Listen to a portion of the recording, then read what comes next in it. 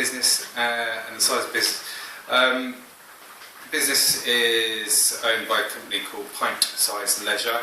It's a partnership. We're a limited company. It's a fairly small business. There's only about about 8 employees altogether. Most of these are part-time. We only have one site, which is this site here. I'm the director of the business in partnership with my partner, who's the other director. What makes you motivated to run a business? I suppose I spent many years working for other people, became increasingly frustrated working under other people, and felt that I could perhaps make a go of it myself.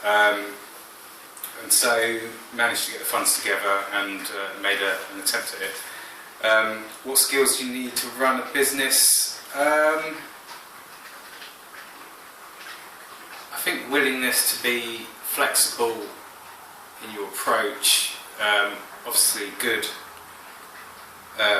management skills, good people skills, also knowing when to hand over responsibility to other people and try not to do too much yourself. There comes a point when you realise you can't do everything yourself, and you need to hand over these responsibilities and use the skills of other people around you. But that's very hard if you're a bit of a control freak, and especially when it's your own money and time you're putting into this. And it's like I say, it is hard to hand over these responsibilities. For example, I've been here over 4.5 years, and I've only had one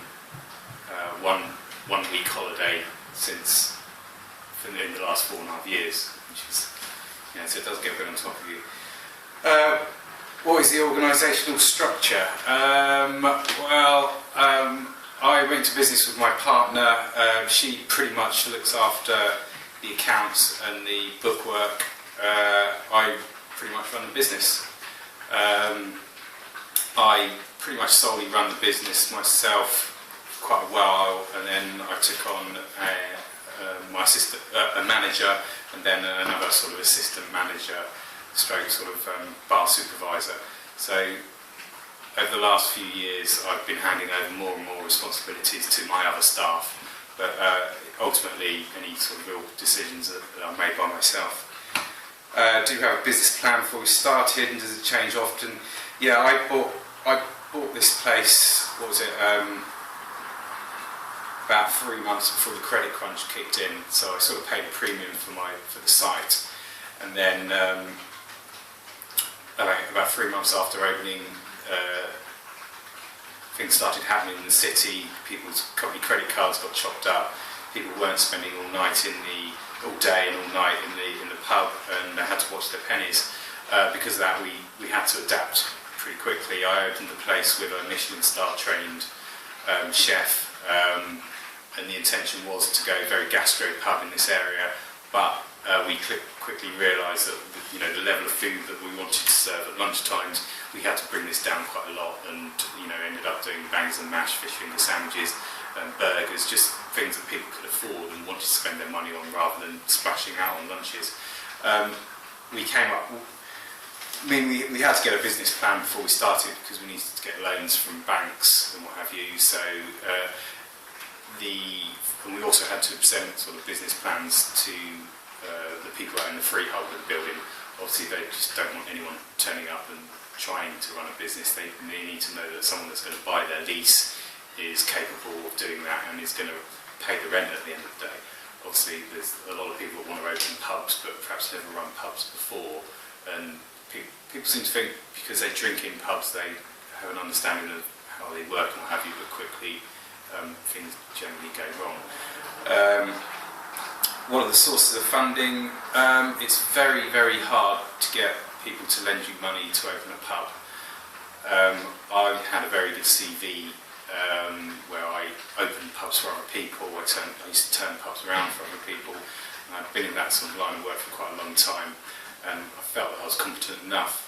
The sources of funding, so because of my CV, I was then able to go to a broker, and the broker was able to put me in touch with various banks. there was only one bank that would touch me. All the other big banks obviously have a computer, and it is basically a computer says no, we're not lending to pubs and restaurants, etc. So I was lucky enough to be introduced to some managers at the Bank of Cyprus, which is a very small bank, almost like family-run bank, and they took my CV, they took my business plan, had a look, asked me to come in for a chat and almost like an interview, and then decided that yes, I was worth the risk and they would lend me money, whereas a lot of the other big banks, they just would not touch you if you wanted to get a loan for a pub anyway. So we had to put up quite a large amount of money ourselves. My partner, she remortgaged her flat. This is at a time when people were remortgaging and getting loans and getting over larger sort of mortgages and stuff. So my partner, she remortgaged her flat. I remortgaged my flat on the Isle of Dogs. My nan gave me £10,000. We opened the place with no money whatsoever.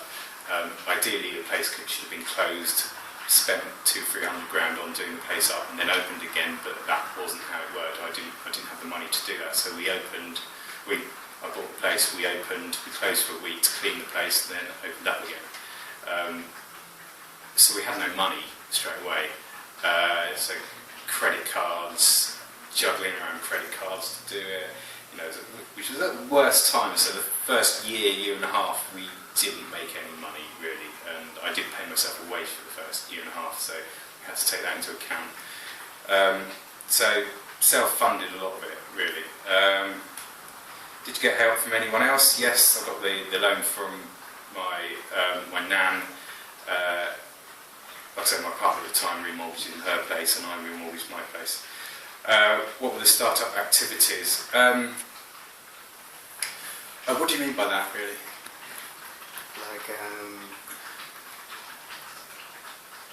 Like doing research about... Yeah, I suppose as well, the start-up activities, I had to show an understanding of the area and really put together...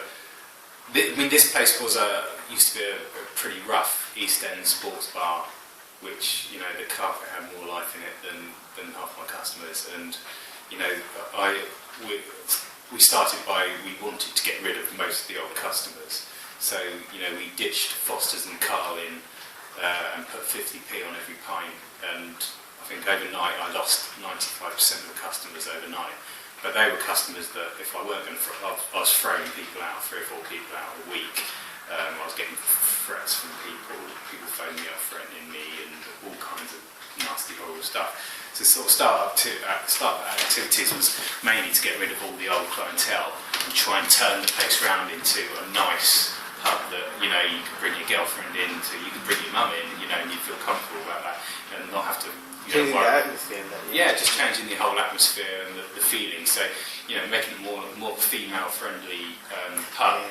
So if a girl is meeting someone here, she felt comfortable about coming in beforehand and perhaps sitting in a corner and waiting for her friends to turn up, as opposed to sort of someone that's going to stick their head through the door and just go, oh God, and realise they're going to get comments or abuse or something. So, start-up activities was really to just try and turn the place around, ditch the sports, have a far better offering on, in terms of our stock, and making the staff approachable and friendly, and just making it a nicer environment really. Did I get help from government agencies? No, they don't generally give you help for running a pub and buying a pub. First year was very, very difficult. I went to Citizens Advice. Things were very hard, and it was very touch and go whether we were going to sort of stay here and carry on. I went to Citizens Advice and basically went with them and said, look, we're really struggling.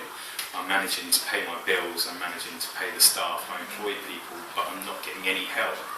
What I need some help from government agencies. Can I get, what is on offer?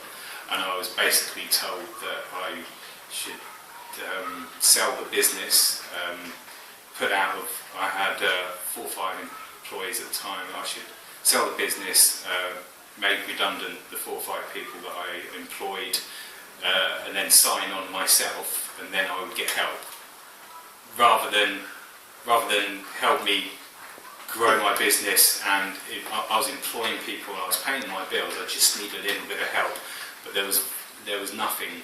There was nothing on offer. I was just advised to basically give up, and that's when I'll get my help. And for someone that wanted to make, create work for other people and wanted to make a go of things, there's no help. There is no help. It's a pub as well, that's why. Yeah, which is quite frustrating. I knew I could do my job. It's just that I'd chosen to do it at a particularly hard time because of the recession, and no one offered any help. And I went looking for it, and I was just told to basically give up. If I wanted help, I would need to give up and sign on and make people redundant, which is quite sad, really. But you worked 70 hours a week, and there would be sort of no money in the bank account at the end of the month, which is quite disheartening. And you do it for a year, working 70 hours a week, not having any weekends off and stuff, and working really hard, and no one's offering you any help. And then all of a sudden there's sort of £50 in the bank left at the end of the month, and then following month there might be 120 quid left, and then then there's 500 quid, and you're like, oh, hang on, we've sort of turned that corner. We know now that on a Friday night we can expect X amount of money through the till, so then I know I can pay some bills off here and stop juggling credit cards around. I also know that I can probably afford another member of staff, so I don't have to work 70 hours a week, or I can maybe get an old job man in to do some jobs, so I can perhaps have a day off, and I can pay someone to do the painting downstairs or knock a wall down or something like that. So, but it took us a good year and a half until we got to that, so it was quite hard. A lot of people think get your business and you do a 40-hour week, and you finish at 5 or 6 o'clock, and you go home and then you start work at 9 o'clock. It's not. You wake up at 8:30, you start work at 9, you finish work at 12 o'clock at night, or 1 o'clock at night, or you don't go to bed until 3 o'clock in the morning some mornings, and then you get up again at 8 o'clock and do it the same, and you do it again and again and again. It's very hard. What is the attitude of risk to the business? Now I'm happy. We've got past our worst bit, and we seem to be. I know how much money, roughly how much money is going to be in the till at the end of the night. It isn't so much of a risk. I think one of the main risks now is maybe, let's say I got run over tomorrow and I couldn't run up and down these stairs, and I had to spend a month in hospital. That would be my, because I have quite a lot of control over this, and the place doesn't really run itself. I've got good staff, but what would happen if I didn't turn up for a month? Would they run it correctly? I mean, I suppose that's some sort of risk. I mean, it was a big risk when I first took the place on, because we remortgaged 2 flats and we put so much time and effort into it. It was a big risk, but you've got to be willing to make some risks if you're going to succeed, and but you've got to also be willing to put the hours in and work hard as well. What are your marketing activities? To begin with, we mainly just do things like A-boards outside, so making people aware as they walk past. We do things like Facebook. I've also got a mail-out campaign that every so often I don't like bombarding customers with emails, but those that have left their email addresses with me or joined us on Facebook and stuff like that, I'll do probably maybe 4 or 5 campaigns a year to just send out, just to remind people that we're there, remind people we've got full tables. Do they want to have sports nights downstairs, or do they want, we're changing the menu, or we've got an offer on, or we've got a band coming in. So I think it's important not to bombard people, because people end up just deleting stuff, whereas just to remind people that you're there. So really, we don't do huge marketing campaigns really. It's quite, it's been a lot of word of mouth, and we've grown slowly, but the people we do get in here are quite nice, and it's usually friends of friends who have heard about something. So, it's quite limited, the marketing that we do. if you're a sole trader, what makes you go along with partnership with me? Choose your partner. I chose my partner because I was dating her at the time. Really. So we seemed to get on quite well, and I had an investor approach me a number of years ago, and I was going to go into business with him, but ultimately I would be working for them. I was quite passionate about what I wanted to do, and I like to think I was quite good at it. I was being offered good jobs, and people were approaching me to go into business with me. And then basically we sat down together and worked out that we didn't need anyone else to come in and do 50% with someone else. And this is the person I was seeing at the time, and the relationship was getting a bit more serious. We're not married at the moment, but who knows what's going to happen. But so, I chose my partner because we were partners already, and we've gone into business together. Like I say, it works out all right because she looks after all the accounts, I look after the business. That's quite good. Competitors in the area. I'll give you an example. I've been here 4.5 years. There's a bar across the road that's had, since I've been here, it's had 4 different people, 4 different owners that have gone in, put their business in, spent a lot of money doing the place up, and then gone bust 6 months later. So there's 4 people that have been in the place opposite. There's another bar down the road, they closed, that's now turned into a big fabric shop. We're the only proper pub this close to the city, and we're a little bit different to everyone else. There's no one offering the same sort of package that what we offer here. There's some bars. If you go into a pub or a bar 2 blocks that way, it's borderline offensive. It's full of bankers and traders that are standing up shouting at each other, just being idiots. And I don't like going in places like that, and I wouldn't run a place like that myself. So, when I do get them in here, I tell them they've got to behave, and them turning around saying, do you know how much money I've spent in here? It's not enough money to act like an idiot. Do you know what I mean? And you're offending my other customers, so you can't do that. And, so my competitors put up with that crap, whereas I don't. And because of that, my business has grown more slowly, but it's a nicer environment. So my competitors don't offer that nice environment. I don't feel, so there are some strong players in the area, and I can't compete on pricing with a lot of them because they're run by bigger companies, so they buy in bulk and they can sell beer at free. You go around down the corner, they've got Beck's beer on for £3 a pint.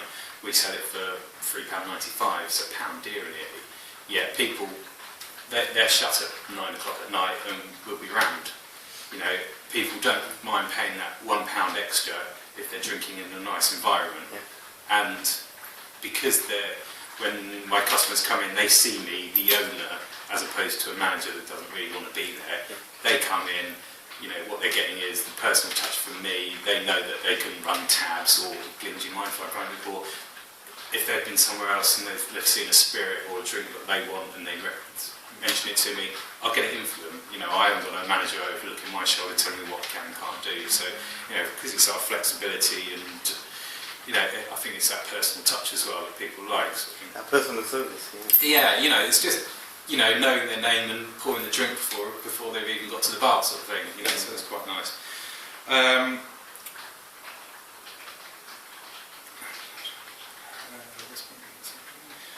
What are the plans for the future? I don't want to be 40 years old and pouring pints for people standing behind the bar. What I do want to do is run a chain of pubs. So plans for the future is I've just put an offer in on another place outside of London. And I'm planning on going into partnership with one of my old bosses, looking at buying this place down in South London, down in Dorking, so that would be a site that we both jointly own, and then we're looking at starting a small pub company and maybe getting 5 or 6 pubs I don't intend to be standing behind a bar serving people at 11 o'clock at night. I've got a young family now. What I want to be doing is building teams together so I can put them into our pubs and run successful sort of gastro pubs. It'll be more food-led. I mean, that's where the money is. In affluent areas in central London. So yeah, so that's the future. So I've actually got a meeting about that tomorrow as well. So fingers crossed on that one. What mistakes did you make, and what did you learn from them? Oh, God, made a lot of mistakes. Biggest mistakes is probably not being able to step back and hand over responsibility to people, and and be less of a control freak. We made some mistakes in probably big mistakes we made was in purchasing things like tills cost a lot of money,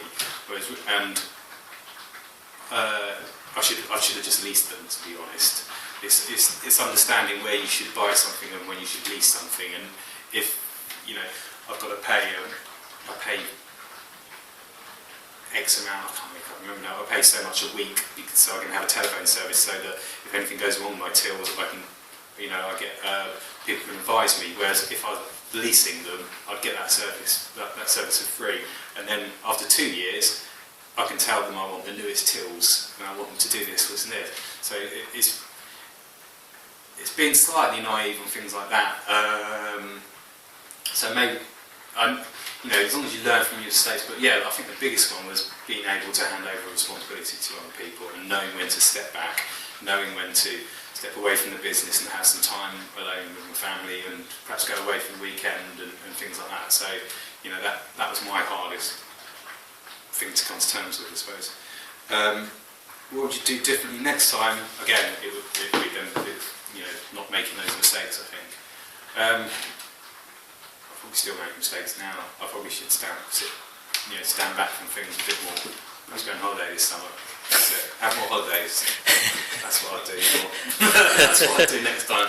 Go away on holiday more. Yeah. I think that's all of them. You got any other questions? I don't know. You got? No.